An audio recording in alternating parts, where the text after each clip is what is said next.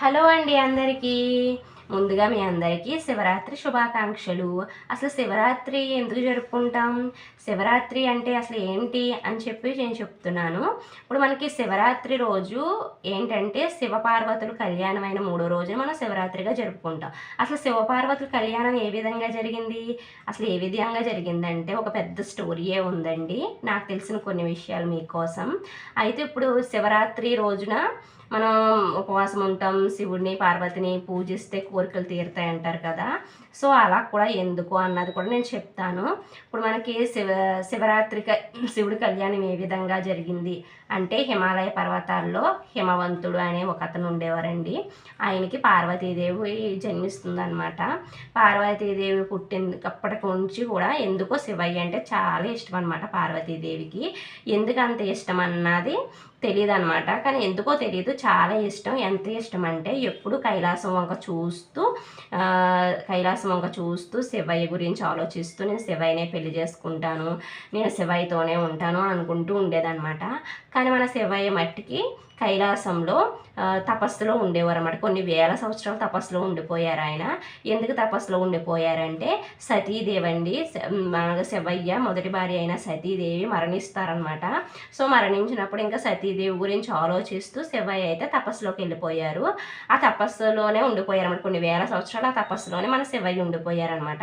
ఆ శివయ్య మన తపస్సులో ఉండిపోయారు కదా. కానీ ఈ విషయం పార్వతీదేవికి తెలియదు. ఈ విపరీతమైన ప్రేమని శివయ్య మీద పెంచేసుకుంటుంది మన పార్వతీదేవి. అయితే కొన్ని రోజులకి దేవుళ్ళందరికీ ఒక చిక్కు వచ్చి పడుతుంది అనమాట. ఆ చిక్కు ఏంటంటే తారకాసురుడు అనే రాక్షసుడు మనకి ఈ శివయ్య దగ్గర వరం పొందుతాడంట. ఏమని? మన ఎవరైతే వరం పొందుతాడంట.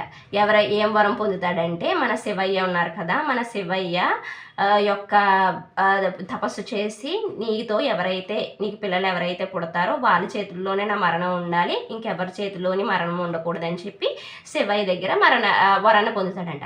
ఆ వరం పొందిన తారకాసుడు ఎలాగో ఇంకా సతీదేవి లేదు, ఇంకా శివయ్యకి పిల్లలు పుట్టరు, ఈయనేమో దీక్షలో ఉన్నాడు, ఇంకొక పెళ్లి చేసుకునే ఉద్దేశమే లేదు ఈయనకి అని చెప్పి, ఇంకా నాకు మరణం అన్నది లేదని చెప్పి ఇంకా దైవలోకాన్ని, దేవుల్ని విపరీతంగా బాధపెట్టడం మొదలుపెట్టాడంట.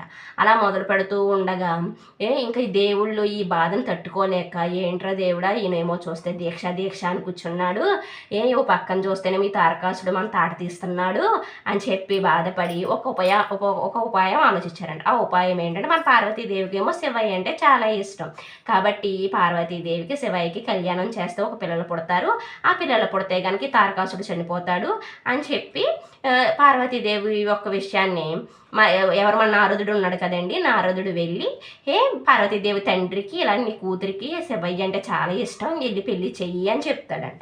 వెంటనే ఈ మాటకి మన హిమవంతుడు, ఎవరో పార్వతీదేవి యొక్క తండ్రి, అస్సలు ఒప్పుకోడండి. ఏంటి భోగభాగ్యాలతో పెరిగిన నా కూతురు ఎక్కడ, ఏమీ లేని ఆ శివుడు ఎక్కడ, నేను అస్సలు పెళ్లి చేయను అని ఒప్పుకోడంట.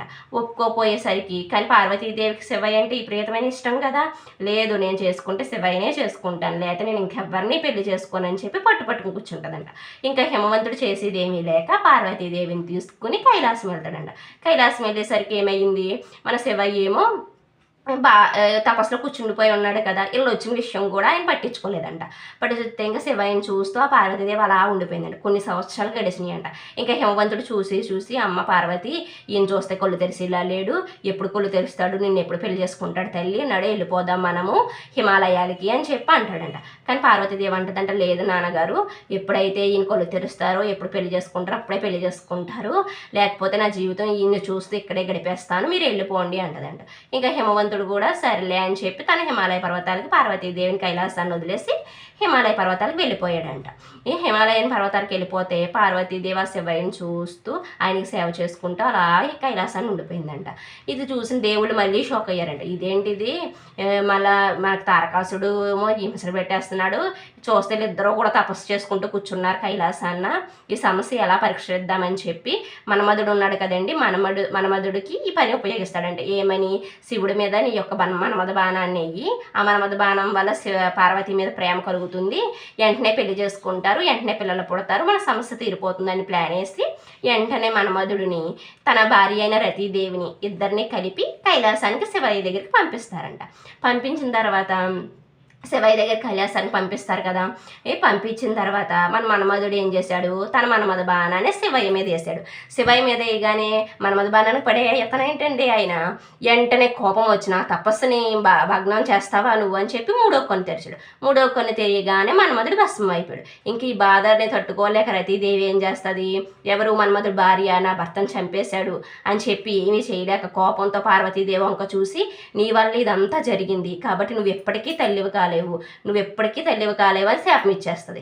వెంటనే మళ్ళీ ఆలోచించి ఇదేంటిది ఎంత శాపం ఇచ్చేసాను, ఇంకా పార్వతీదేవి తల్లి కోసమే, తల్లి అవ్వడం గురించే కదా మేము ఇన్ని తిప్పలు పడ్డాము అని చెప్పి మళ్ళీ ఒక క్షణం ఆలోచించి మళ్ళీ ఏమంటదంటే, నువ్వు తల్లి అవ్వలేవంటే నీ పొట్టలో బిడ్డలు పెరగరు, నువ్వు తల్లి అంటే నువ్వు గర్భం ధారించలేవు, కాకపోతే అమ్మ అని పిలిపించుకోగలవు అని చెప్పి మళ్ళీ అంటది అనమాట.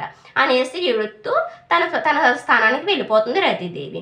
అయితే ఇంకా ఇవన్నీ చూసిన పార్వతీదేవి ఇంకెప్పటికీ శివయ్య నాకు దక్కడు, ఇంకెందుకు వచ్చింది అలాగని చెప్పి ఇంకొకరితో నా జీవితాన్ని పంచుకోలేనని చెప్పి బాధపడుతూ కైలాసాన్ని వదిలేసి వెళ్ళిపోయి ఒక నదీ తీరాన్న తపస్సు చేసింది. ఎంతసేపు తపస్సు చేసింది అంటారా, 6000 సంవత్సరాలు అంటండి. 6000 సంవత్సరాలు ఆ పార్వతీదేవి శివయ్యని జ్ఞానించుకుంటూ ఉండిపోయింది. ఉండిపోతే ఒకనాడు ఆ నదిలోకి ఒక పెద్ద ముసలి ఒక పిల్లవాడిని నోటితో పట్టుకుని వచ్చింది. ఆ పిల్లవాడిని నోటితో పట్టుకుని వచ్చిన ఆ పిల్లవాడు ఎవరైతే ఉన్నారో ఆ పిల్లవాడు అమ్మ కాపాడు, అమ్మ కాపాడు అని చెప్పి అరుస్తున్నాడంట. ఎప్పుడైతే అమ్మ అనే పదము పార్వతీదేవిని చెవిని పడ్డాదో ఇంకా ఆ పార్వతీదేవిని చెవిని పడగానే సంతోషంతో ఆ తల్లి కొళ్ళు తెరుస్తుందంట. కొళ్ళు తెరవగానే ఎదురుగుండా పెద్ద ముసలి ఆ పిల్లవాడిని పట్టుకుని చెవుతో ఉండిపోయిందనమాట. ఉండిపోతేను వెంటనే పార్వతీదేవి ఏ ముసలి వదులు ఆ పిల్లవాడిని అని చెప్పి అంటదంట. అప్పుడు వెంటనే ఆ ముసలి అంటదంట, నేను వదలను అంటదంట. మరి నీకేం కావాలి అంటదంట.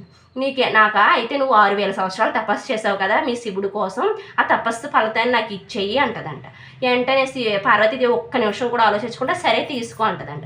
వెంటనే ముసలి అంటదంట, అదేంటది నేను ఇలా అడగగానే అలా ఇచ్చేసావు, నీకు శివుడు అంటే ఇష్టం లేదా అంటదంట.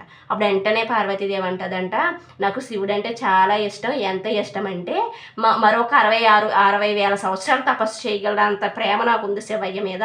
కాబట్టి కానీ మరి నీకు ఎందుకు ఇస్తున్నానంటే ఆ బిడ్డ నన్ను అమ్మ అని పిలిచాడు, అమ్మ అని ఎవరైతే నన్ను పిలుస్తారో, అమ్మ కాపాడు అని ఎవరైతే నన్ను పిలుస్తారో వాళ్ళని నేను తక్షణమే కాపాడతాను అని చెప్పి పార్వతీదేవి అంటదంట. అందుకనే పార్వతీదేవిని ఎప్పుడు కూడా అమ్మ ఇది అమ్మ అది అని చెప్పి మనం ఎప్పుడు మన బాధల్ని కష్టాలని చెప్పుకొని మనకి ఏం కావాలన్నా ఆ తల్లిని అడగాలన్నమాట. అమ్మ అని ఎవరైతే నన్ను పిలుస్తారో వాళ్ళ కష్టాలు నేను ఇట్టే తీరుస్తానని ఆ తల్లి వరం ఇచ్చిందంట. వెంటనే నవ్వుతూ ఆ ముసలి శివయ్య అవుతాడంట. అంటే శివయ్యే మన పార్వతీదేవి ప్రేమని తెలుసుకుందామని చెప్పి ముసలి రూపంలో వచ్చాడనమాట. వెంటనే ఆ ప్రేమనికి పొంగిపోయిన శివయ్య వెంటనే పార్వతమ్మని పెళ్లి చేసుకుంటాడు. పార్వతమ్మని ఎలా పెళ్లి చేసుకుంటాడు అంటారా, ఎలా చేశాడంటే చాలా వైభవంగా చేశారండి. వెంటనే శివుడు పార్వతీదేవి కలిసి వెంటనే హిమాలయ పర్వతాలకి హిమవంతుడి దగ్గరికి వెళ్తారనమాట. ఇంకా హిమవంతుడు కూడా అమ్మాయి నా కూతురు పెళ్ళి అవుతుంది అని చెప్పి సంతోషంగానే ఘనంగా రంగరంగ వైభవంగా శివపార్వతులు పెళ్లి చేశారంట. అలా జరిగిందనమాట పెళ్ళి. తర్వాత ఇంకా మామూలు పెళ్ళి అయిన తర్వాత ఇంక మరి తల్లి కాలేదు కదా, తర్వాత మన స్వామివారి తేజస్సుతో కుమారస్వామి పుట్టడం, తర్వాత తారకాసుని చంపడం అదంతా జరిగిందనమాట. ఎలాగైతే కళ్యాణం అలా చేసుకుందండి పార్వతీదేవి, పట్టు పట్టి చేసుకుందనమాట మన శివయ్యని. అదనమాట.